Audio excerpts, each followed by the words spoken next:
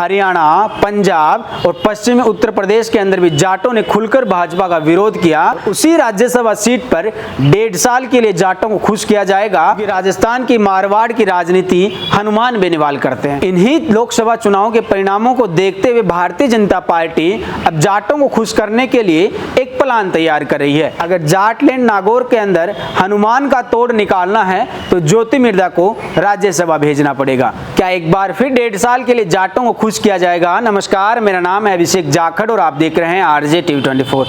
बीते लंबे समय से जाट समाज भाजपा से नाराज चल रहा है। इसकी शुरुआत होती है हरियाणा के जाट आंदोलन से। इसके बाद आता है किसान आंदोलन, जो कि लगभग 13 महीने तक दिल्ली के बॉर्डर पर चला, जिसमें जाटों को लेकर भाजपा के नेताओं ने अनगिनत आरोप लगाए। कई लोगों ने कहा कि ये तो किसान आंदोलन है ही नहीं, ये तो एक जाति का आंदोलन है, किसान आंदोलन नहीं है, ये तो खालिस्तानी है, ये तो किसान नहीं है, ये तो देशद्रोही है। ऐसे ही अनगिनत नामों से उनको पुकारा। इसके बाद दिल्ली में बैठे महिला पहलवानों पर भी केंद्र की सरकार ने बदसलूकी की, लातों घूसों से उनको पीटा गया। जिसके बाद हरियाणा की खासतौर से जाटों के अंदर नाराजगी देखने को मिली। आपको बता देंगे ऐसे कई आंदोलन हुए जहां पर स्पेशली जाटों को टारगेट करके भारतीय जनता पार्टी के नेताओं ने निशाना साधा। इसका नतीजा ये हुआ कि 2024 के लोकसभा चुनाव थे और उन चुनावों के अंदर जाटों के अंदर नाराजगी देखने को मिली।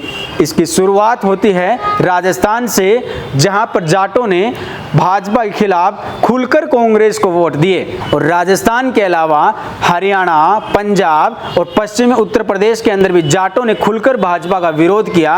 और इसका परिणाम जब आया तो ये देखने को मिला कि भाजपा के दिग्गज नेता भी इन चुनाव में हार चुके थे और भाजपा को अपनी यहाँ पर जो महत्वपूर्ण सीटें थी वो खोनी पड़ी। इन्हीं परिणामों को देखते हुए आने वाले समय में भारतीय जनता पार्टी जाटों को खुश करने के लिए एक प्लान तैयार कर रही है, क्योंकि राजस्थान के अंदर अभी हाल ही में 6 सीटों पर उपचुनाव हैं और हरियाणा के अंदर आम विधानसभा चुनाव हैं।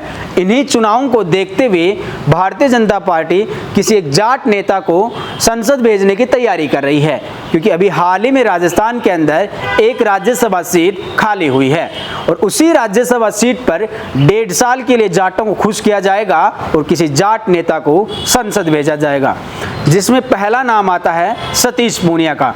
सतीश पूनिया आपको बता दें कि 3 साल तक पहले भारतीय जनता पार्टी के प्रदेशाध्यक्ष रहे हैं और अभी हाल ही में हरियाणा के प्रभारी बनाए गए हैं। और हरियाणा के चुनाव और राजस्थान के उपचुनाव को देखते हुए पहला नाम तो सतीश पूनिया का आता है, क्योंकि सतीश पूनिया पहले जब प्रदेशाध्यक्ष थे तो जाट समाज उनसे बहुत ज़्यादा खुश था। अगर सतीश पूनिया को प्रदेशाध्यक्ष से मुख्यमंत्री का चेहरा घोषित करती है तो भाजपा आने वाले समय में जाट समाज भाजपा को वोट देगा, लेकिन ऐसा हुआ नहीं और जाट समाज नाराज हो गया। लेकिन अब भाजपा के लोग ये चाहते हैं कि जाटों को खुश करने के लिए किसी एक जाट नेता को संसद भेजा जाए। तो पहला नाम तो सतीश पूनिया का है और दूसरा नाम आता है कैलाश चौधरी का। कैलाश चौधरी का नाम इसलिए आता है क्योंकि कैलाश चौधरी भाजपा के आला कमान के करीबी माने जाते हैं और हाल ही में लोकसभा चुनाव के अंदर वो चुनाव हार चुके हैं। वहीं पर तीसरा नाम आता है ज्योति मिर्धा का। ज्योति मिर्धा का नाम इसलिए आता है क्योंकि राजस्थान की मारवाड़ की राजनीति हनुमान बेनीवाल करते हैं, खासतौर से जाटलैंड कहे जाने वाले नागौर की। अगर जाटलैंड नागौर के अंदर हनुमान का तोड़ निकालना है तो ज्योति मिर्धा को राज्यसभा भेजना पड़ेगा। इसलिए हनुमान बेनीवाल का तोड़ निकालने के लिए तीसरा नाम ज्योति मिर्धा का है, जिन्हें भी राज्यसभा भेजा जा सकता है।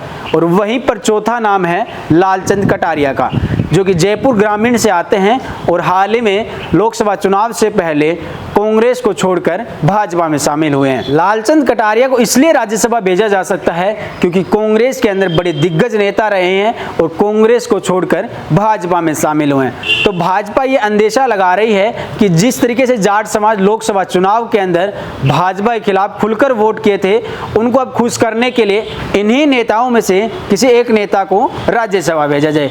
लेकिन जाटों के अलावा भी कई ऐसे नेताओं के नाम हैं जिनकी चर्चा चल रही है कि उन्हें भी राज्यसभा भेजा जा सकता है, जिसमें पहला नाम आता है राजेंद्र राठौड़ का, जो कि 7 बार के विधायक हैं और अभी हाल ही में विधानसभा चुनाव हुए उनमें तारानगर विधानसभा सीट से वो चुनाव हार गए हैं। तो हो सकता है कि 7 बार के विधायक को कहीं ना कहीं किसी तरीके से संसद में भेजा जाए।